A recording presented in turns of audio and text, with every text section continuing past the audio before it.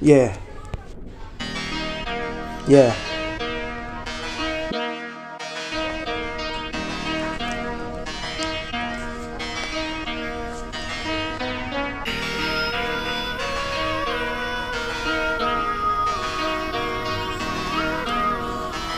Ang harapan ay ligan kahit wala sa akin nakikinig. Ang mahalaga ang pagpasok ko sa industriya, hindi ito pilit. Sa personal na natiling tahimik, hindi man lang umimik, hindi na para makisabay sa mga magagaling. Dahil ang tangi kong hiling ay matuto at hindi magmukhang nagmamagaling. Kahit maraming nangaaning, tuloy-tuloy lang sa hakbang kahit walang kasiguraduhan.